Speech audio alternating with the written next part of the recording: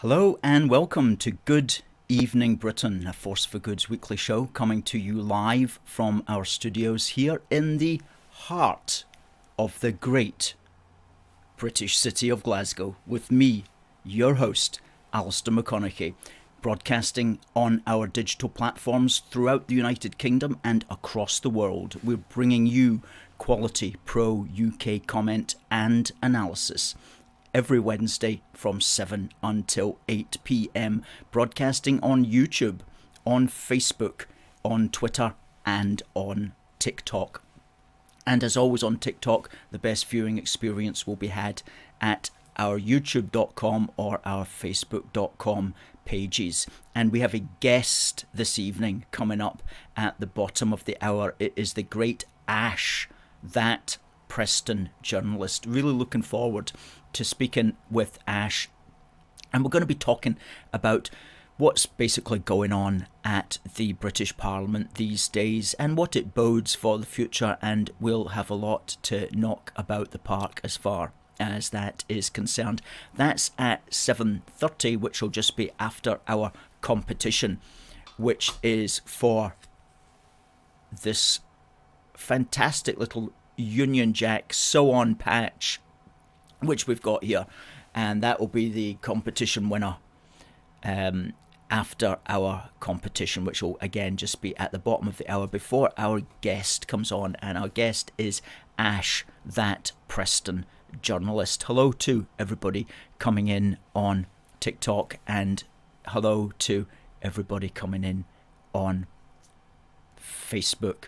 Stuart, good evening to you, Stuart. Good evening to TR18 and to Alan Dawes and to Frankie and to Adam Bray. Hello to you. Excuse me. And also to Debbie, who was first in this evening. Good evening, Debbie. And to Becky. Evening all. And Michael. Power to the people, says Michael Robinson. Hello to Paul, who's got a comment there which we'll read out in a moment. And Adam's got a few things to say also here. The owners of a pub in Carmarthenshire say they have been left feeling on edge after anti-English graffiti was spray painted. Well, we don't like to hear about that because that's just utter ignorance. Utter ignorance. Imagine that still being around in the 21st century. Well, we don't have to imagine because we face it every day. There's always somebody or some people on our platforms telling us if we don't like it to go and live in England. Well, no, we're going to live in Scotland, which is our country, thank you very much. But there is unfortunately that strain of some people, and hopefully they'll grow up. Hopefully it's just one of these youthful things that some people will grow out of. Derek says, greetings Alistair and unionists around the world. And good to see Ashley on tonight's show. I know, it's very good. Looking forward to seeing Ashley and speaking with them this evening. Hello to Susie. Rally to the flag, folks, she says. TR18 says, the last Brexiteer has now left the government. What are our opinions on that? Well, we'll talk with Ashley about that. But what, if you don't know about that, Suella Braverman has tendered her resignation. She's tendered it about a couple of hours ago. Inquisitive Minds, good to see you, sir. Hello, that Preston journalist friend. Good show, guys. Andy, hello. And to Alan, totally convinced by the new SNP economics of independence. Convinced that it's still rubbish, that is. Indeed, indeed. And should there be a general election now? Weigh in if you think that's even an option. Yes, well, do you know, we want to begin by saying something that we've got some exciting news about some new activism, forthcoming activism, and we need help, and we're calling all people in Edinburgh for this particular activism. Now, let me tell you what that's about. Today is the 19th of October, and it's next year on the 19th of October that the Scottish nationalists are going to pretend to have a referendum. That's when they're hoping to hold it, is on this day next year, which will be a Thursday, the 19th of October. Now, they're not going to be able to do that, of course, because even now it's almost too early to organise such a thing. Too late, rather, to organise such a thing. But they're hoping that somehow the case that's going through the Supreme Court at the moment will find in their favour. And if it does, they're going to, so they say, hold a referendum next year on this day, the 19th of October. Well, that's very unlikely to happen. However, what's more likely to happen is that sometime in the next 2 weeks to 2 months, we don't know, the Supreme Court is going to come back with its judgment, and that judgment is going to be that the Scottish Parliament is unable to hold a referendum for various legal technical reasons. They're not going to make a grand political statement like we would make here on A Force for Good about why they shouldn't be able to hold one. It'll be based around some legal technicality, some reading of the Scotland Act that will probably find that they're not able to hold one. However, on that day, when they release that judgment, the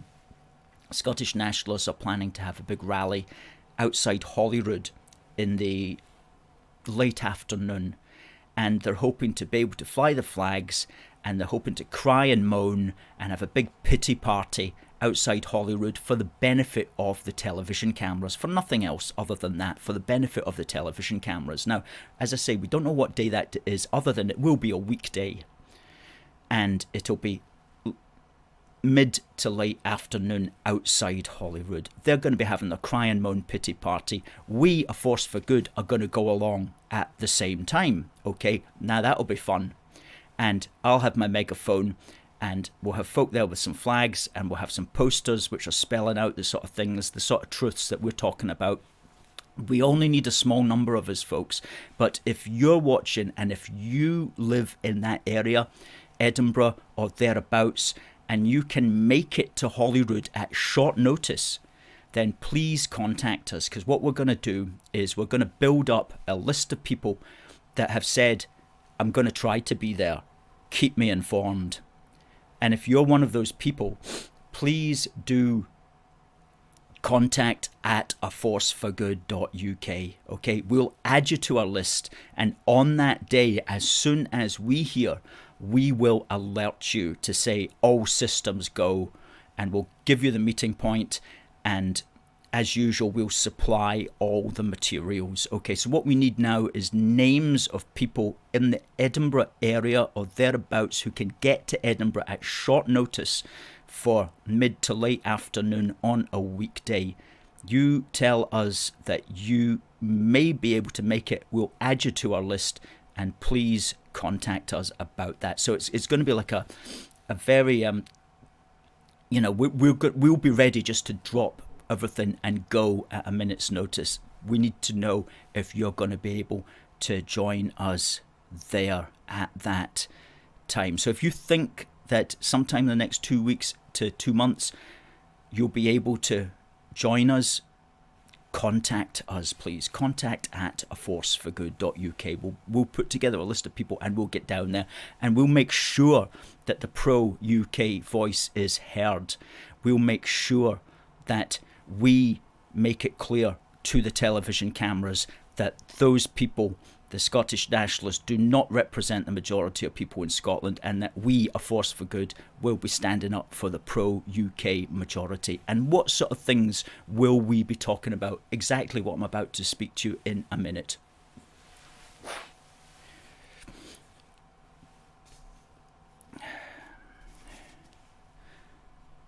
Adam says, hopefully the number will be bigger than the...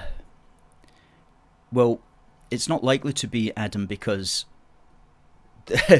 that's a lot of folk to organise who would be able to drop things and go. But it will be sufficient in order to be heard. That's all that matters. And what if the courts say that the Scottish Parliament could hold a referendum?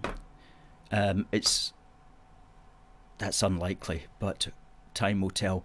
Derek says, count me there, Alistair. we will do. Kenny says he'll catch up later. Okay, Kenny, all the best to you in East Kilbride.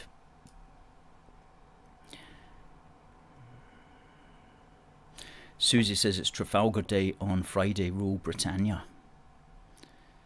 Hello, good evening to Catherine. Now, TC says good evening all fellow unionists from around the world. Scott Williams says I'll be there. Well, we will be waiting. Is that a U2 song? Not sure. Yes, so what sort of things will we be talking about? Well, here's one of the major things that we'll be talking about, and it's our right to self-determine a Scotland within the United Kingdom. What do I mean by that? The Scottish National Party made a submission to the Supreme Court on this particular matter, and thanks to the National, which I read so that you don't have to, they were able to tell me what was in the Scottish Nationalist submission, and crucial to it is the right to self-determination. Says, quote, regardless of the outcome of any subsequent general election to the UK Parliament, the people of Scotland's right to self-determination cannot be advanced through that legislature, meaning that regardless of whatever people vote for in Scotland at a British general election, the people of Scotland's right to self-determination cannot be advanced through that legislature. What a load of utter rubbish. Wrong in so many ways. Wrong in so many ways. Wrong on so many levels. And let me tell you 4 levels on which that is utterly wrong. Firstly, what does the phrase self-determination mean? Well, according to Chambers' 20th century, it is, quote, the power of a population to decide its own government and political relations. So in other words, self-determination in a modern democracy simply means using your vote to vote for whatever politician or party that you want to vote for at whatever election you want to vote for, whether that may be a devolved election, whether it may be a referendum, whether it may be the British election. So that's exactly what we have today. Each one of us has our own self-determination, which is exercised politically through our vote at the ballot box at whatever referendum or election we happen to bother ourselves to vote in. We have self-determination, and that means as a nation, at least as far as the people who bother to vote are concerned, that nation also has self-determination in a democracy. Self-determination is not denied to anybody in a democracy. So it's through all elections to Parliament that the people of Scotland exercise their right to self-determination. So to tell us that our right to self-determination cannot be advanced, to use the words of the SNP's submission to the Supreme Court, to tell us that while we are actually engaged in the exercise of self-determination by voting representatives to go to that Parliament, to tell us that our right to self-determination cannot be advanced through that mechanism that we are engaging in is complete. It doesn't even make sense. It's absurd. We're literally engaged in the act of self-determination when we vote at a parliamentary election. But here's the thing. What, of course, they mean is they don't actually mean self-determination. They don't actually mean the people of Scotland's right to self-determination. They mean, in their view, the people of Scotland's right to independence. That's what they mean. They're swapping out the phrase. They're swapping the phrase self-determination for independence. That's what they really mean when they talk about the people of Scotland's right to self-determination. They mean the people of Scotland's right to independence, okay?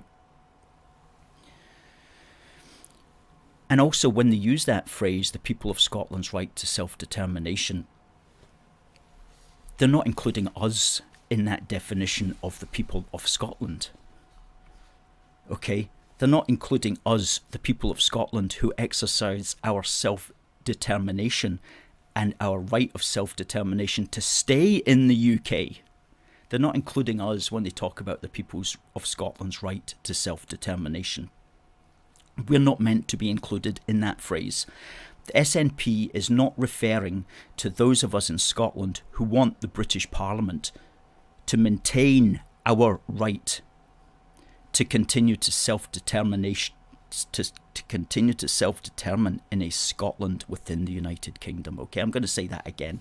The SNP is not referring to those of us in Scotland who want the British Parliament to maintain our right to continue to self-determine in a Scotland within the UK.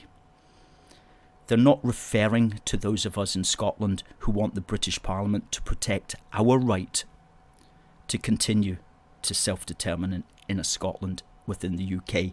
They're not talking about those of us in Scotland who want the British Parliament to promote our right to continue to self-determine in a Scotland which remains part of the UK. They're not talking about the people of Scotland who have a right to self-determination within the UK. We're not included in their definition because, as I say, they use the phrase self-determination to really mean independence. And fourthly, it's dangerous to pretend that we don't have self-determination, because if you give the impression, the mistaken impression, that there's no democratic path to getting what you want, then that's not only wrong, but it's dangerous, because you're encouraging some people who don't know any better to think, well, there's no legal route to what I want, so I'm going to do something illegal. And we've cautioned about the rhetoric of SNP MPs before on this particular matter. They don't realise that they're playing with fire when they pretend that there's no legal route,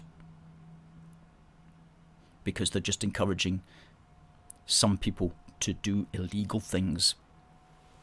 So we're going to be hearing a lot more in the coming months about the people of Scotland's right to self-determination being somehow denied.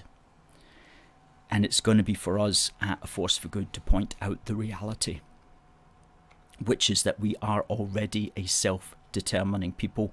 We are already a self-determining nation. We exercise our self-determination at the ballot box. And in that regard, those of us who want to stay in the UK have a right to maintain our union. We have a right to protect our union. We have a right to promote our union. And we have a right to stay in the UK. And the least we should expect is that our British Parliament will maintain, protect, and promote our right to self-determine within the UK. And we spoke about this also last week when we wrote an article. Well, we spoke about it for we spoke about it, and then we wrote an article which we published called "We Have a Right to Stay in the UK," and you'll find that article in the comments.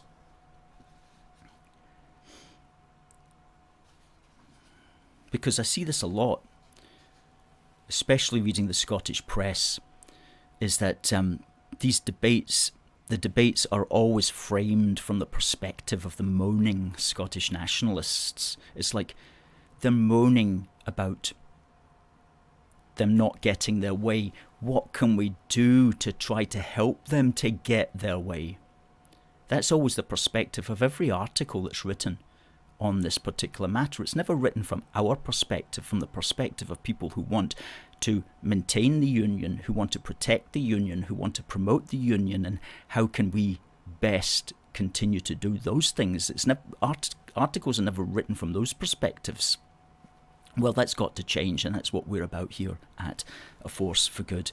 Now, we've got a guest coming up in around 10 minutes, which is, of course, the great Ash from Preston, otherwise known as that Preston Journalist, who's knocking a lot of videos out these days, several a day actually, just short videos. We'll be talking to him about that and really looking forward to him joining just at the bottom of the hour. Now, just before the bottom of the hour, I'll ask you a question and the winner will receive this cloth Union Jack patch. And you know what, we'll also throw in a Union Jack keyring as well. How does that look? The winner of the prize. So we'll ask you a question at the bottom of the hour and send your answer please to contact@aforceforgood.uk. Now, it's time for On This Day in British History Matters. On this day in British History Matters, because we don't know where we're going if we don't know where we are, and we don't know where we are if we don't know where we have been. And it was on this day, the 19th of October in 1901, that a piece of music was first heard for the first time, and it was called Pomp and Circumstance March Number 1, performed for the first time today in Liverpool by the Liverpool Orchestral Society. And that was the piece of music that was created by a composer called Edward Elgar. And we have a photo here of Elgar, and a really nice photograph there. That's actually Hereford Cathedral, and you'll see there's three people there at the front looking up at Hereford Cathedral, and there's a gentleman there leaning against his bicycle. But if we actually take a closer look at that fellow, we'll see it's a statue, and I really like that statue. I mean, that's absolutely excellent. That's a recent statue as well of Edward Elgar, who lived for a while in Hereford and must have been inspired by Hereford Cathedral. Let's swap back to that other picture as well to see it in perspective. There he is, looking up at the cathedral spires. Good old Eddie.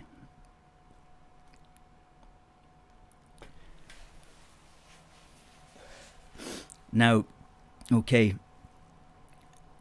so he put together that piece of music, and King Edward VII heard it and thought it should be set to words, okay, and so Arthur Benson came up with the words to put together to put over Pomp and Circumstance number 1, and that has come to us as the song which we're just going to play right now on this little video.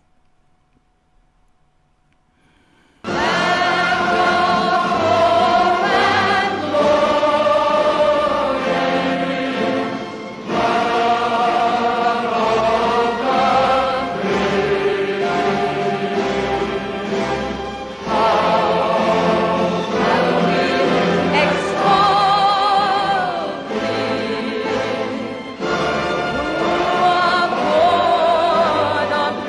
you.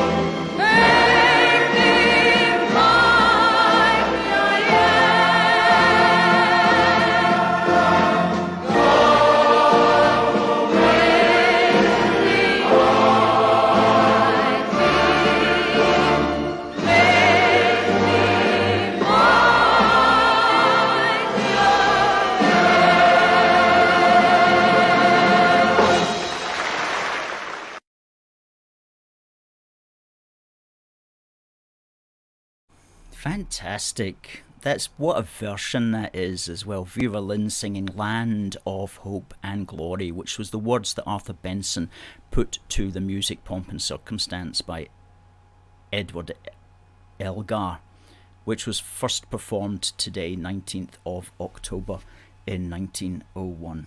And you know, perhaps these words, Land of Hope and Glory, Mother of the Free, I think these days they're perhaps more aspirational rather than descriptive necessarily of reality. And that's okay, you know, that's okay. Especially, you know, I don't want to get too political about a song, but, you know, some of our freedoms have been compromised, no question about that, over the last 2 or 3 years in a very bad way by people that we would normally trust to govern us appropriately. And so, as I say, these lyrics are aspirational, but that's okay because they inspire us to something better. And that's perhaps how that song should be understood these days. Not so much a boast of glories past, but as a motivation to aspire to great things to come. And as British people, we're lucky to have that kind of standard of music in our past as well, in order to inspire us and motivate us going forward. Now, good stuff. I see that our guest Ash is in the waiting room, and we're just going to bring Ash on in a couple of minutes. Let me read out some of your comments here.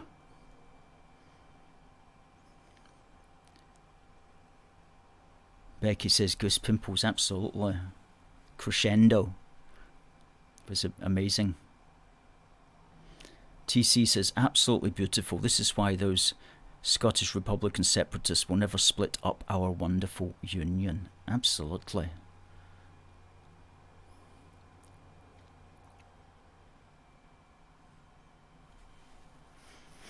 Christopher says, I would encourage all of us who dislike Scottish nationalism to visit notesonnationalism.com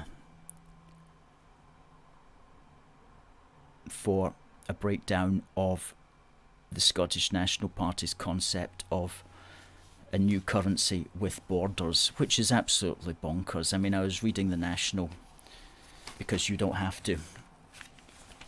I read it so that you don't have to. And like they ask these talking heads to give their considered opinion on it, and this person's going on about how there wasn't quite enough information about the hard border and how the extent to which the hard border would actually bring in more money than it would lose if it did this or whatever with the EU, etc. I mean, trying to have a serious conversation around something as crackpot as a hard border between Scotland and England. Utterly crackpot idea. Never in the history of the Union has such crackpotism ever been taken seriously, and such crackpots have been able to actually make a living talking crackpotism. It's incredible some of these NGOs in Scotland today. You give them a stupid idea and enough money and they'll basically write papers about things that shouldn't even be considered. I mean, it's just, what? I mean, incredible stuff. Incredible stuff. All the usual suspects, of course, talking nonsense. None of it worth reading out. So, folks, here's the competition. The winner will get this Union Jack prize and a Union Jack keyring. For the first person to send in the correct answer to contact@aforceforgood.uk. The question is, on this day, Pomp and Circumstance was first performed in 1901. Words were written to that music. What was the name of the song?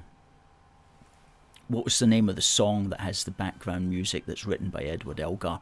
Easy question, as always, send in your answer to contact@forceforgood.uk and we will tell you the winner just before the top of the hour.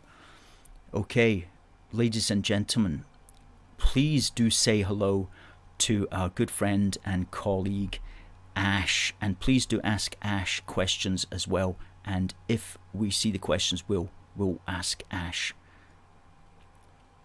Hello Ash. Can you hear me all right? I can hear you loud and clear. Thank you very much for coming on the show, Ash. How are you this evening? Very good, thank you. I've had a bit of a job doing my prep for this because I thought I'd done it, and then Suella Braverman went, and there's actually some more breaking news now if you'd like to hear it. Oh gosh, tell us. Tory Chief Whip Wendy Morton has just resigned, as well as the Tory Deputy Chief Whip, which is Craig Whittaker, have both just resigned. Okay.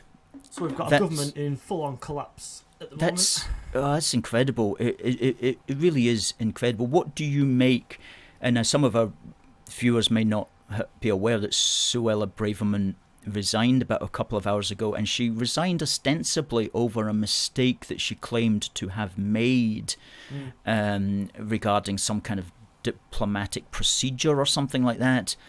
And she wrote a lengthy letter about it. Have you seen this letter, Ash, that Suella Braverman wrote?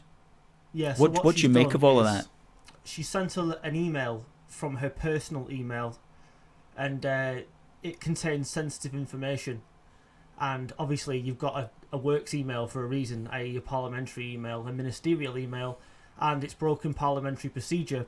But strong rumours from other commentators who work in the Commons is that this row is not about the email. This is about immigration. Liz Truss actually wants to increase immigration, as does Jeremy Hunt, whereas Suella Braverman was very open about the fact that she wanted to bring immigration down massively, so we can send people off to Rwanda, get the Albanians back to Albania, etc. And they didn't like it. So really it was any excuse to get rid of her, by the sounds of it, out of the government. Yes, indeed. Well, for those of us looking on, she was but the only voice of common sense in many ways that we knew about anyway. Definitely. And I was glad when she was made Home Secretary, because I thought, well, there you go. There's an opportunity. There's a possibility. And so, but for her to resign as well is quite shocking, absolutely shocking. And I'll just fire up her letter here. We've got her letter, and I wanted to just quote from it. I don't know if you can see that there, but in the third paragraph down, I'll just read it out. It says, "It is obvious to everyone that we are going through a tumultuous time. I have concerns about the direction of this government. Not only have we broken key pledges that were promised to our voters, but I have had serious concerns about this government's commitment to honouring manifesto commitments such as reducing overall migration numbers and stopping illegal migration, particularly the dangerous small boats crossing." So it may be that she was saying, well, I can't do my job here under this sort of leadership, and so she just has to get out, which I can understand. Go ahead. The people that are running the place now, Jeremy Hunt is all but Prime Minister. Liz Truss has absolutely no authority left whatsoever. She looks like a whipped puppy sat in Parliament while Jeremy Hunt speaks to the Commons, acting like he's Prime Minister. The guy is an EU-loving globalist. His wife works on Chinese state TV. She's Chinese herself. He endorsed the Chinese approach to COVID openly on the media during the pandemic. This guy is not a conservative, and to be honest with you, he never has been. And let's face it, Liz Truss was an EU Remainer who claimed to now be a converted Brexiteer, and she also used to be a Lib Dem, so you've got to question whether she's a conservative or not. The only conservative voices in that government now were Suella Braverman, Kemi Badenoch, Jacob Rees-Mogg and Steve Baker. And I would lay good money on the fact that they will try and get rid of those three as well, as quickly as they can. Would you see it as a kind of plot? Do you think there's a plot here, or do you just think that it's just typical kind of uselessness and infighting, because the Tories are great at infighting. This is something that the SNP don't do. Like, if the SNP have a problem, they keep it in-house, okay? They don't wash the dirty linen in public. And if Sturgeon says something really ignorant, like what she said 10 days ago, I detest Tories, everybody rallies behind her. Everybody... If they either agree with her or they'll make some kind of excuse for her, but they'll stand by her. And then when she gives a speech, you see it on Twitter, all the MPs, all the MSPs, they all put out stuff. What a great speech. Fantastic. You were amazing today, Nicola. All this sort of stuff. It's all like cohesion.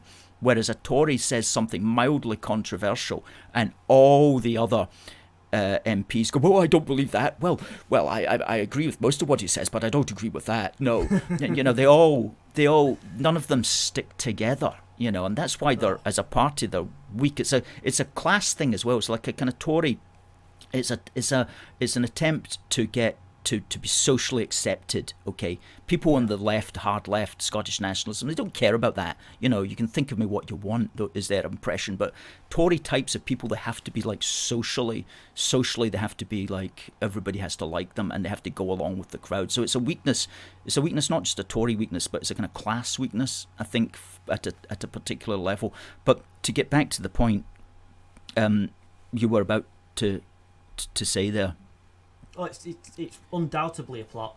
Look at it's a way of basically taking any rights away from the members who pay the £25 a year every year to be part of the Conservative Party. The MPs didn't want Boris, yet they had to let him in because the membership favoured him so strongly, and they would never have got the majority without him. Let's face it, like him or not, he's an election winning machine. They didn't want someone like Kemi Badenoch, an actual Tory, get into the final round of the leadership contest. They didn't want Liz Truss winning it. They wanted Rishi Sunak to win it.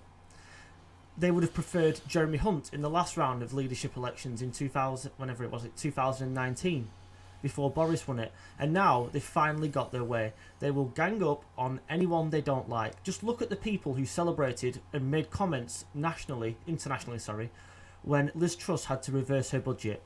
People like Klaus Schwab at the WEF, people like the German Chancellor, people like Joe Biden, these ultimate globalist people who believe in a one world government and everything. These people were celebrating when Truss had to go back on her conservative agenda, and that's what it was, of course, at the time.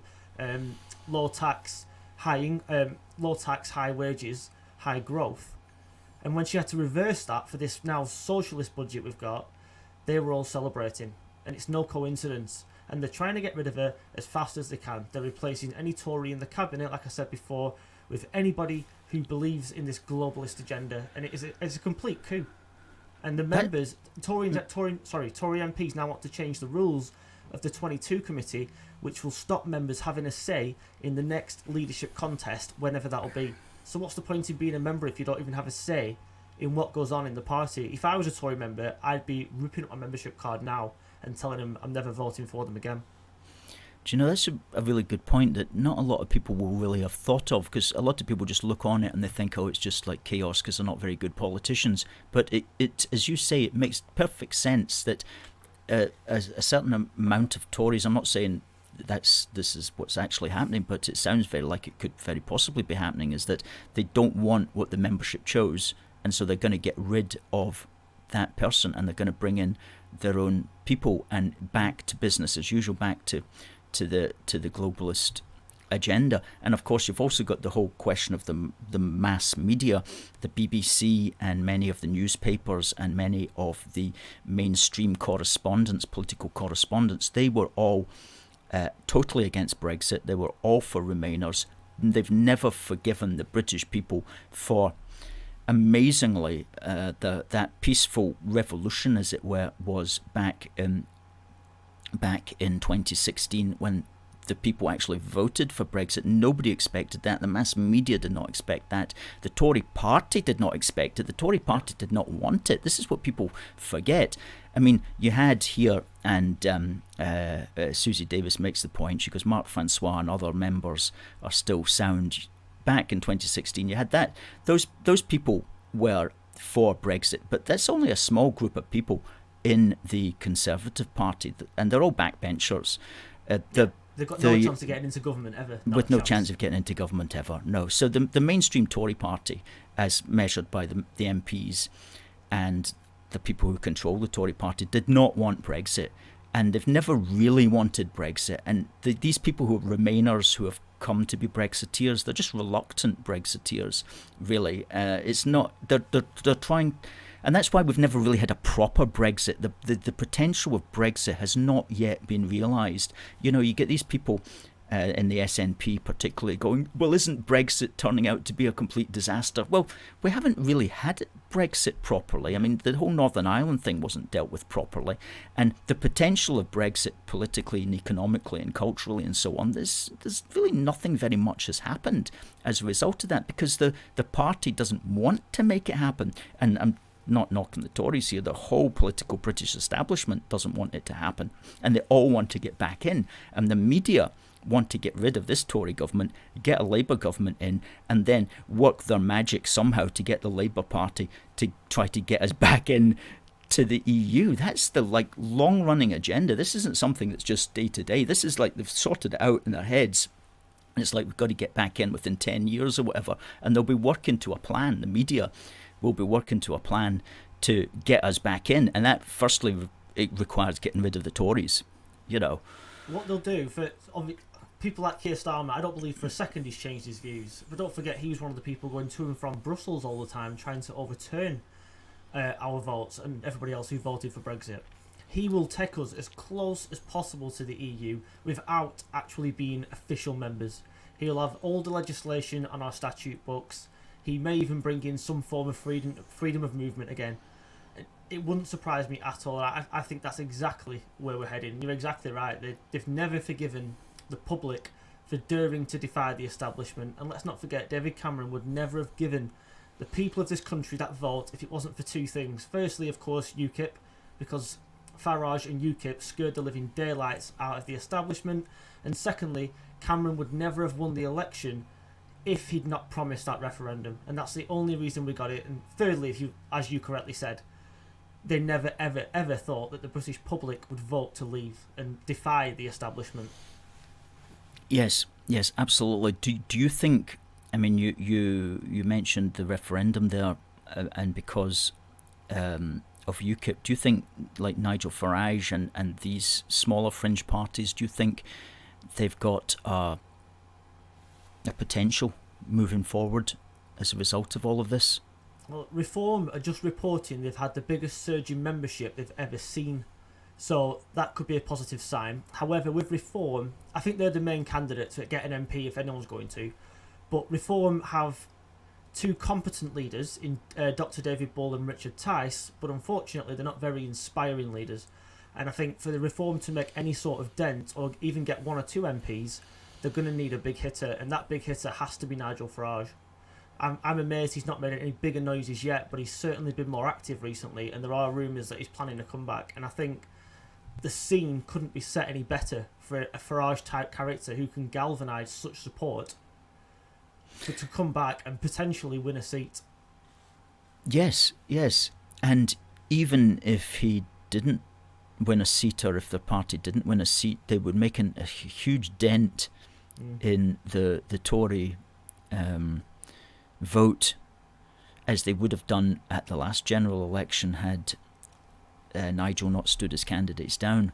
Yeah. And he stood his candidates down because I guess he presumed that Boris and the Tories were going to do what they said on the tin, especially as far as immigration is concerned. And of course, they've done the complete opposite. The complete opposite. I mean, it's beyond parody. And they've lost. They're in danger anyway of losing all the red wall seats, which were won on the back of a Brexit promise and reducing immigration promise, and they've just thrown that to the wind. 80-seat majority.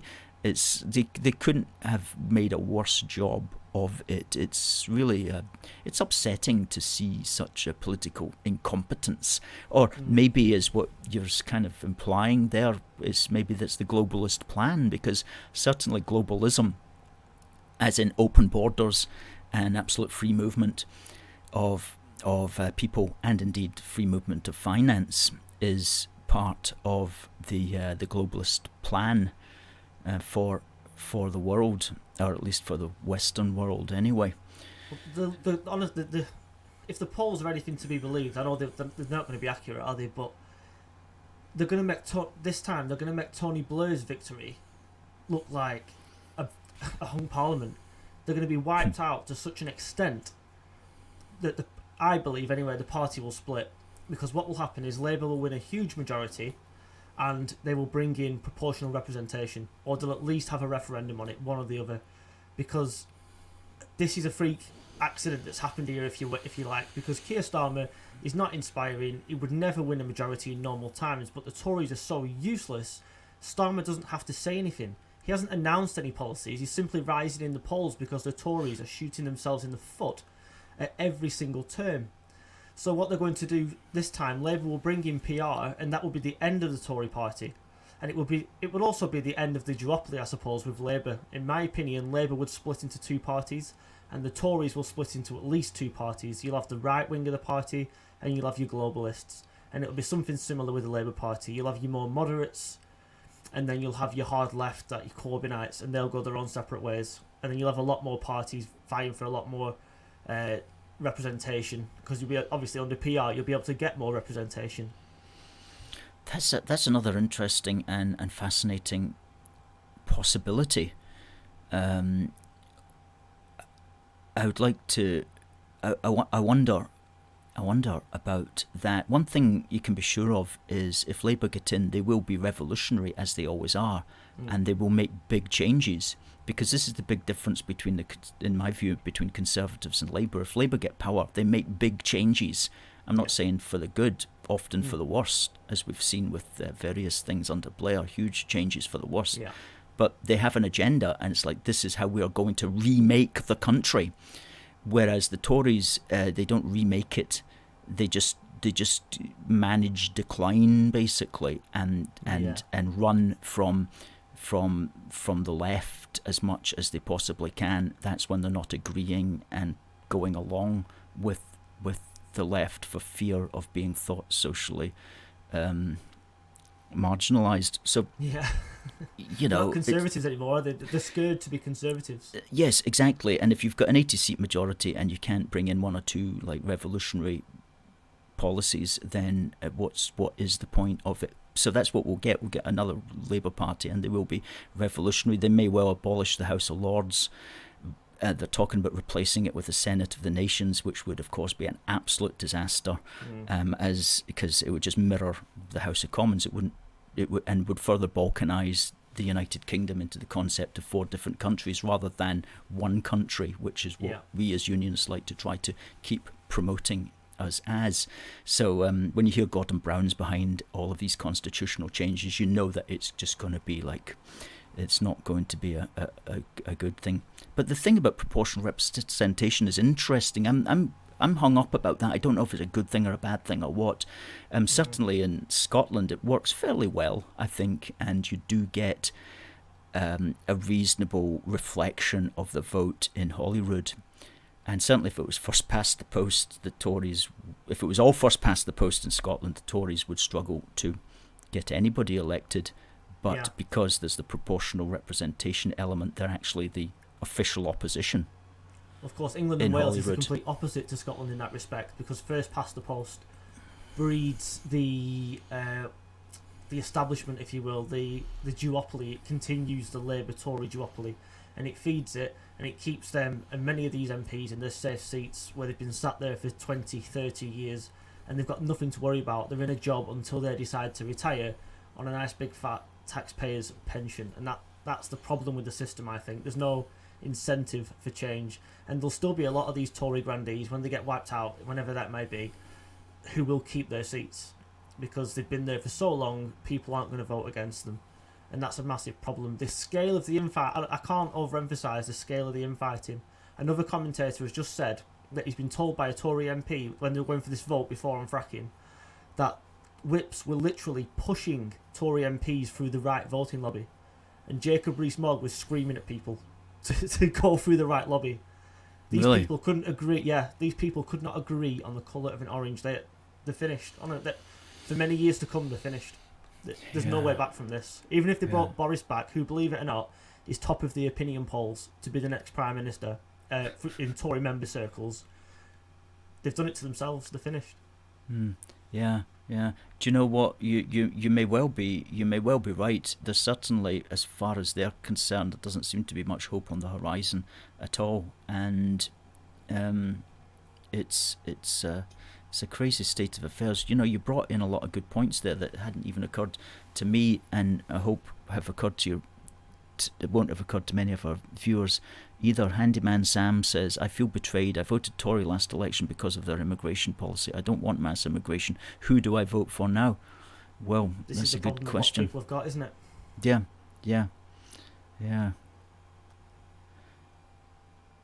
Christopher says, I think you're right. They're finished. They've self-immolated. Sandra says, they've completely done it to themselves. Do you think should we have a general election? Do you think that's an answer? I don't see any alternative. We've got an ineffectual government, a Prime Minister in name only. What can Labour possibly be any worse than what we've got now? I don't see how it can get any worse. The only thing the Tories could hope for is that a general election now, the result's not quite as bad as they hope for, but then let Labour take the brunt of this mess that we're in.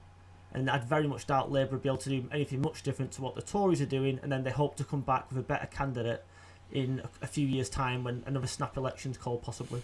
That's the only thing they can hope for. Yeah, but yeah. Who knows? Who knows? Each day is a new day, and each day brings all sorts of new revelations as well. It's hard to keep up at the moment. It's totally hard to keep up, but you've thrown a lot of good ideas into the ring for us to consider there. So your Twitter account there, if anybody would like to follow Ash, it's at AKWriting88, and your YouTube is youtube.com/that Preston Journalist, and there you go, youtube.com that Preston Journalist, all one word. So good stuff, Ashley. We've been speaking just for a few minutes more than we wanted to. We could have spoken a lot. We'll have you back on again during our Christmas crowdfunder. We're not quite sure how we're going to do it this year. We might have 10 1-hour programs, or we might have 1 10-hour program. We'll have to see. I'm leaning towards having 10 1-hour programs in the first fortnight of Christmas, of the Christmas break. We'll see, but you'll certainly be a guest on there as well, if not before. In fact, it would actually be quite a good thing to have you on very regularly, because we're quite a good a wee team here. We're sharing a brain, as they say. Yeah, anytime. Yeah, just as always, just let me know, and I'm happy to come on always. Okay, Ash, all the best, and thanks. Keep up the good work. Yeah, good night, Sam. Thank you, Alistair. Thanks, everyone. See you later. See ya.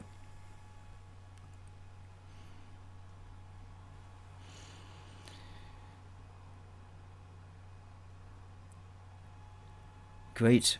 Well, thank you to Ash there, and let's get rid of that banner. Send in your comments, folks, and tell us what you think of the show so far.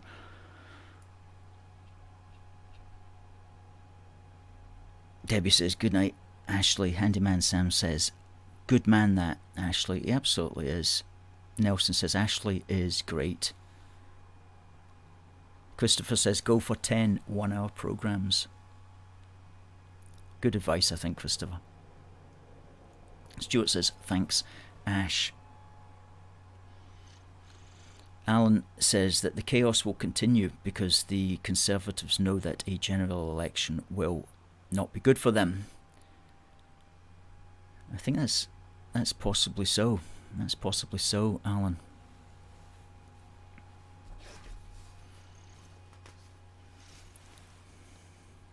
Folks, we're going to be working soon on issue number 7. But in the meantime, we have a small number of these left. And when I say a small number, it's like less than 10. These are going to become collector's editions as we go forward. And if you don't have one, then this is a good chance you're not going to get one again unless you grab yours now at our shop, which is aforceforgood.uk/shop. Well, there we go. Please do have a go at that. You can also get this book, Scotland Now, A Warning to the World, which is reduced from $15.99 to $12.99, and if you buy that, we'll throw in free a copy of 10 Years Strong, which is normally worth a £5. So that's another good deal.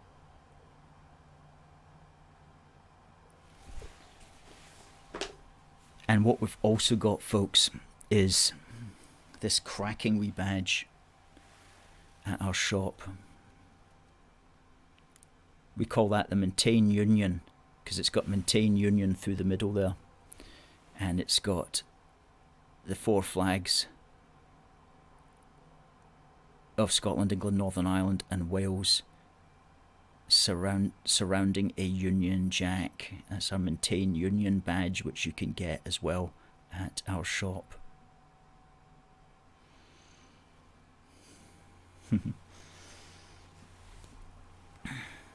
And of course, the one and only A Wee Book for the Union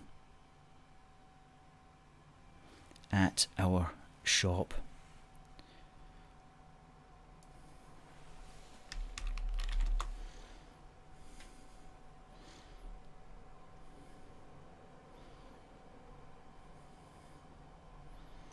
So let's just check out. Derek says Union Heart is a great read as well as the wee book. Thank you, Derek, for that information. Now remember what I was mentioning. Oh, we have a winner. Well, we asked the question, and it's for our Union Jack patch.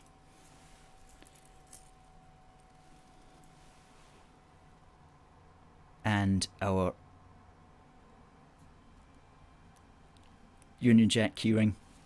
We asked the question, on this day Pomp and Circumstance was first heard, but it's better known today as a song. What was the name of the song? And the answer was Land of Hope and Glory, Mother of the Free. And the winner is Chris Glenn. Congratulations, Chris. Good stuff. We'll be firing that off to you tomorrow along with your keyring. Great stuff. Thanks for everybody who entered the competition, and please do keep entering. If you haven't won it before, you're in with a good chance of winning.